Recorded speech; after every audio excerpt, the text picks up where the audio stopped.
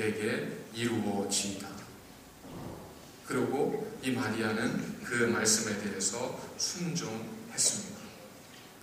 주님께서 두 번의 이 율법교사의 질문에 대해서 주님께서 주신 답변이 뭐였었냐면, 첫 번째, 어떻게 무엇을 영생을 얻겠습니까? 했을 때 하나님을 사랑하고 이웃을 내 몸처럼 사랑하라는 것은 주님의 답변이 아니라 스스로가 알고 있는 내용이었었습니다.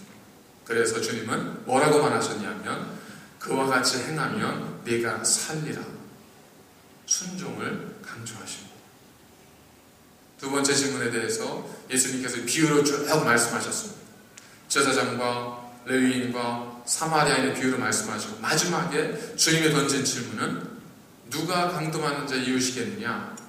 만약에 이 율법교사의 질문대로 대답하려면 주님의 마지막 답변은 여기서 사마리아인이 사마리아인이 강도하는 자 이웃이다, 이것이 되어야 되지만, 마지막 주님의 말씀 뭐예요? 너도 가서 이와 같이 하라. 왜 그럴까요? 주님은 우리의 모든 것을 다 알고 있기 때문에 그렇습니다.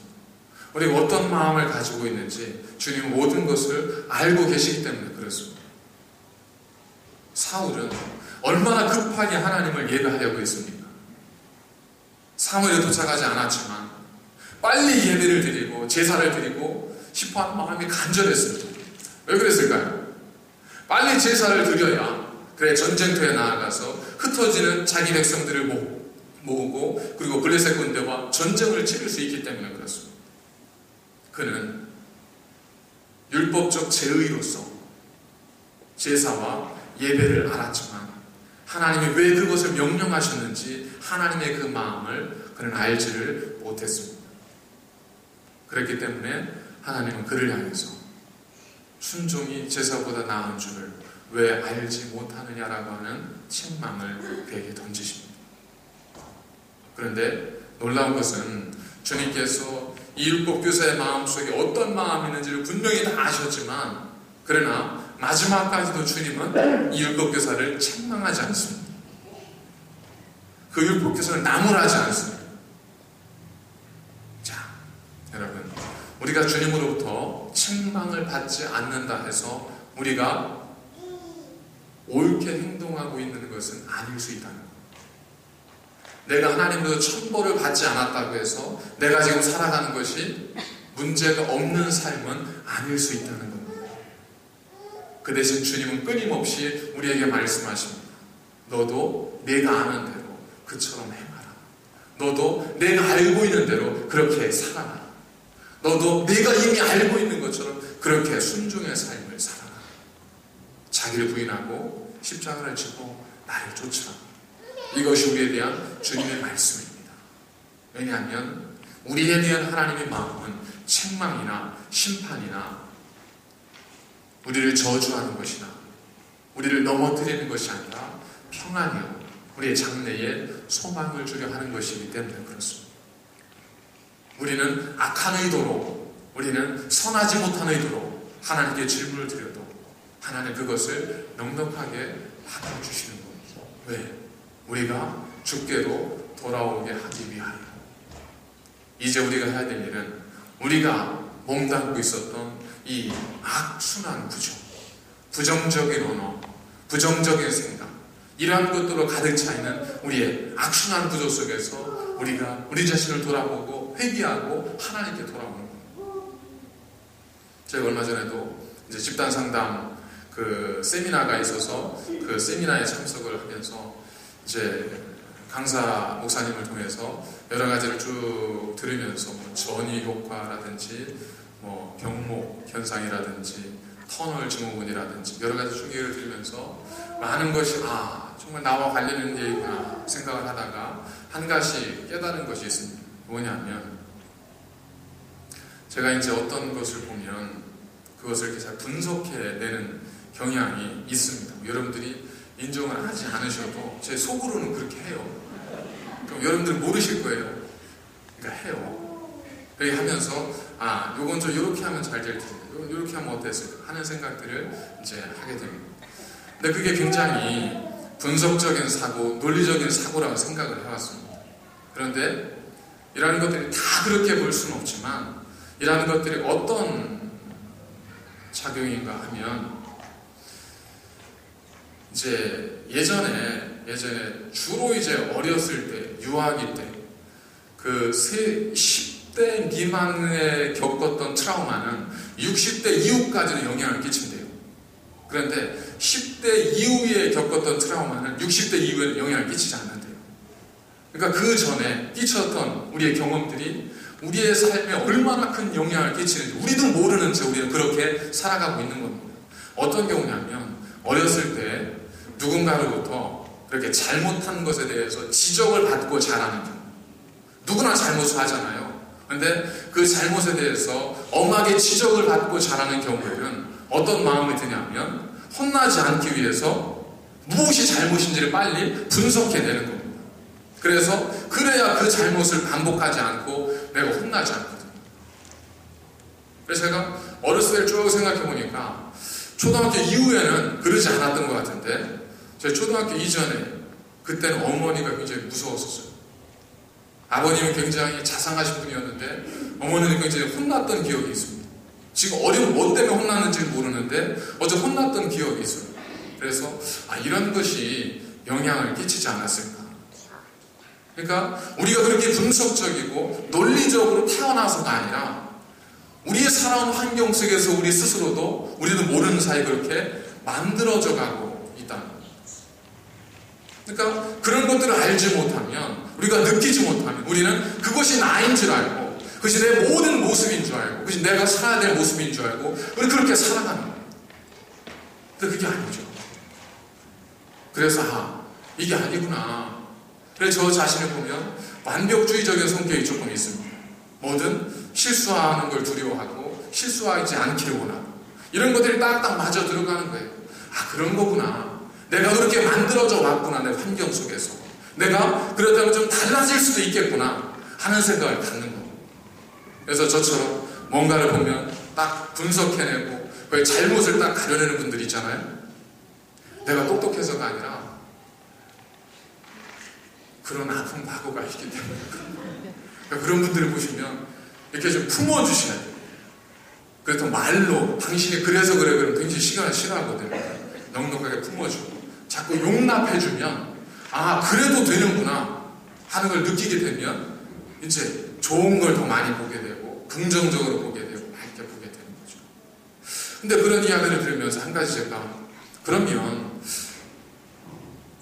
그때 화요일에 그 세미나를 월화 수요일 아침까지 계속하고 우리 교인들을 수요예배를 거기 가서 드리자고 할까 이런 생각이 들었는데 그러면서 제가 그런 생각이 드는 거예요. 수고 무거운 짐진자들아 다 내게로 오는 내가 너희를 쉬게 하리. 이게 하나님 말씀인데 저는 왜 우리 교인이 그런 수고 무거운 짐진 교인들을 데리고 그 상담하시는 분에게 데려가려고 할까? 이러면서 문제가 있잖아요. 말씀은 그게 아닌데. 그래서 이건 아닐 텐데 하면서 도대체 어떻게 해야 되지? 라고 생각을 하다가 제 마음속에 하나님이 주신 생각이 있습니다. 우리가 어렸을 때가 됐든 언제가 됐든 우리가 성령의 깊은 은혜의 체험을 하게 되잖아요. 성령의 깊은 체험, 내 안에 역사하시는 체험을 하게 될 때 나타나는 첫 번째 공통점이 뭐냐면 우리가 우리 모든 과거가 주마등처럼 지나가면서 우리의 모든 죄가 다 드러나는 겁니다. 예수님의 공생의 첫 일성도 뭐였어요? 회개하라 천국에 가까웠다 했습니다. 하나님의 은혜가 내게 임하면 가장 먼저 나타나는 것이 뭐냐면 우리의 모든 죄가 드러나서 그 모든 것들을 회개하는 겁니다. 상처의 치유의 시작은 어디죠? 내 상처를 인정하고 그것을 받아들이는 것에부터 상처의 치유는 시작이 됩니다.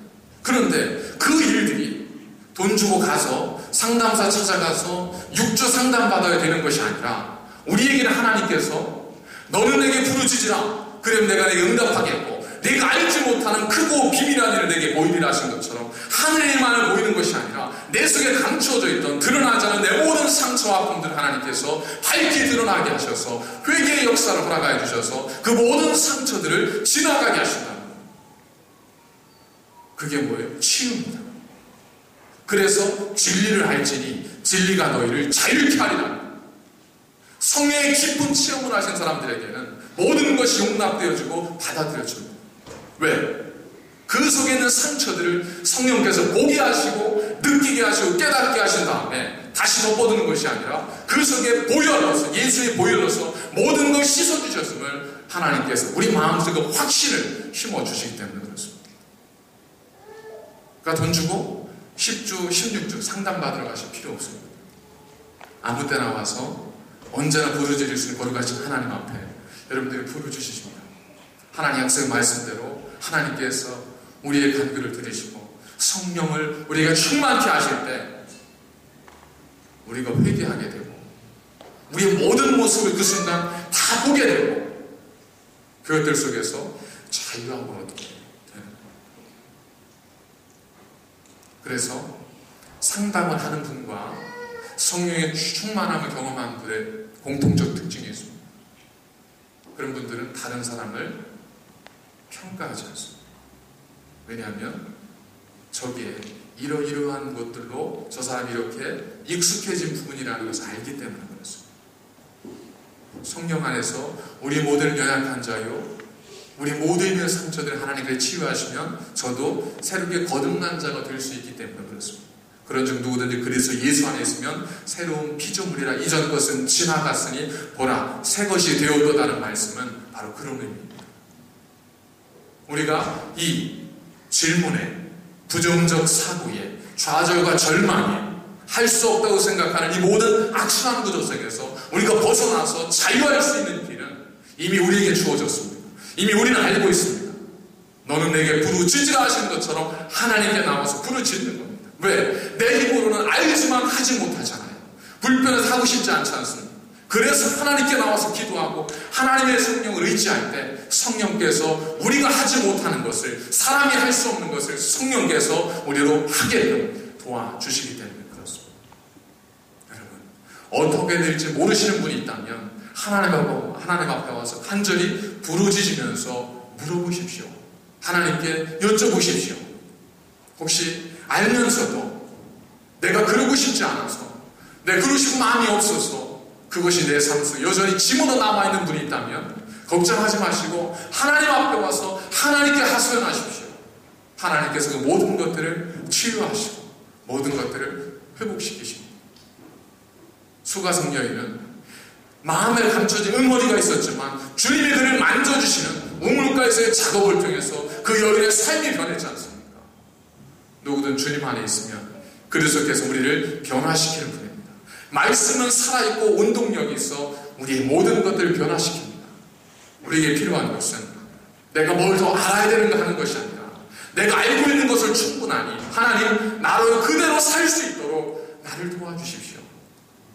성령님, 내 연약함을 아시오니 나를 붙드사 나로 말씀을 순종하는 삶이 되게 하시고 이 모든 악의 순환 구조 속에서 나를 끊으사 나로 거듭난 자가 될 수 있도록 나를 붙들어 주십시오. 그 기도를 통해 하나님은 우리에게 놀랍게 역사하십니다. 이것은 하나님의 말씀이고 하나님의 약속입니다. 저는 새날교회 가신 모든 우리 사랑하는 교회 여러분들께서 이와 같은 하나님의 자유케 하시는 은혜, 하나님의 치유하시는 은혜, 하나님의 놀랍게 역사하시는 그 은총을 마음껏 누리셔서 얽매이고 갇힌 자가 아니라 눌리고 아파하는 자가 아니라 주 안에 자유함으로 승리를 경험하는 거룩한 하나님의 백성 되시길 주의 이름으로 간절히 축원을 드립니다. 기도하시겠습니다. 거룩하신 아버지 하나님, 우리는 몰라서가 아니라 알면서도 우리가 내려놓지 못하는 우리의 마음 때문에 하나님께 나오지 못하고 공허한 질문과 공허한 말들로 우리의 삶을 허비하고 있습니다. 하나님, 감출 것 없이 우리 모두를 받아주시는 거룩하신 하나님 앞에 나오게 하시고 구하게 하시고 부르짖게 하여 주셔서 세상에선 줄 수 없는 그 평안, 예수 그리스도 안에서 누리는 거듭남의 기쁨, 진리가 주는 자유함, 이 모든 것을 누리게 하여 주셔서 이 새날교회가 주님의 세우신 거룩한 치유의 공간이 되게 하여 주시고 하나님의 역사가 날마다 넘쳐나는 복된 주님의 성전 되게 하여 주옵소서. 예수님의 거룩하신 이름으로 간절히 기도하옵나이다.